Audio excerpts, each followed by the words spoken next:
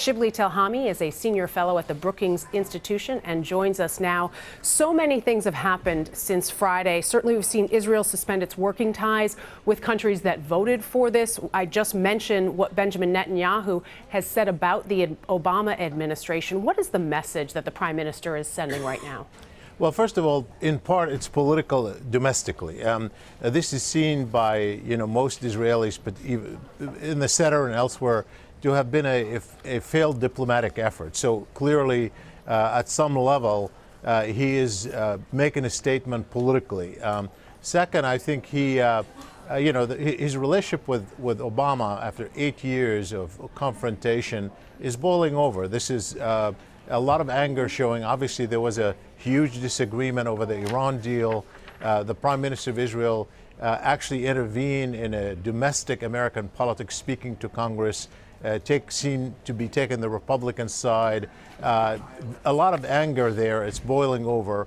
And third, I think the day before the vote at the UN, the Prime Minister thought he actually had succeeded brilliantly, and it looked like he succeeded brilliantly because he used his leverage, not with Obama, but with the President-elect Trump, to persuade him to call the Egyptian president, who was sponsoring the vote at the UN, to pull it back. And lo and behold, it looked like it worked, and it seemed like a huge diplomatic victory for the Prime Minister. The next morning, it all changes. The rug is pulled from under him and underneath the president-elect by other countries taking this resolution for a vote, and then obviously the vote passing 14-0 with an American abstention. So a lot of anger there. But, here in the U.S., while Congress is obviously more united about wanting to veto the resolution, the American public is deeply divided on this. The poll after poll have been showing Democrats and Republicans are very divided on the issue of settlements and Israel.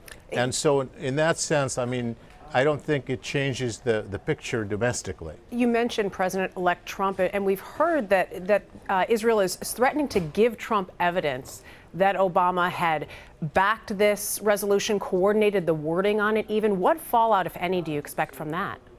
Well, I don't think much, frankly. If there is such evidence, I don't know how you could produce such evidence that would be clear. I don't know.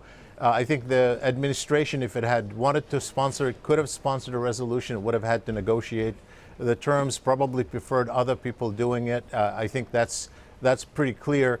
But I doubt that they would have any particular evidence. And in any case, even if such evidence is put forth, what is that going to show? A lot of Obama's supporters in this country, the Democrats, wanted him to be tougher. Many expect him to vote for, not abstain. Some wanted punitive measures on settlements. That's what the Democratic constituency shows. So I don't think it's going to change the Democrats' minds.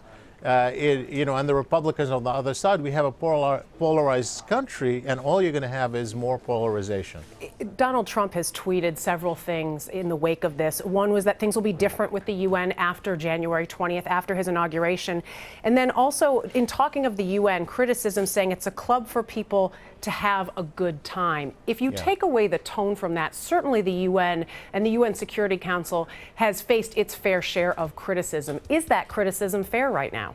Well, first of all, let's separate the two things, because Mr. Trump himself looked like he succeeded the day before in his call to the Egyptian president. The next morning, he discovered that he doesn't control the world, and other countries came forth and despite the fact that they knew he wasn't supporting it, went ahead and put it forth. So he had also to cover up for the fact that he declared victory the day before. The next morning, he failed. But the reality of it is there's not much he can do to reverse it. He can, obviously, from the American point of view, the U.S. can ignore it. There's nothing in this resolution that forces states to take measures against settlements.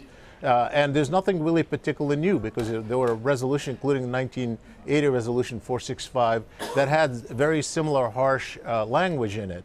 But the President of the United States, of course, can ignore it, and so can Congress, and they can take measures as they wish, but they cannot reverse the resolution. They're not going to be able to get a majority of the Security Council members to reverse the resolution. So he can say things can be different, but that's not going to happen. With the UN itself, yes, of course, the UN has a mixed record. I think it's been more good than bad. I think it's been a better force. It obviously needs to be strengthened.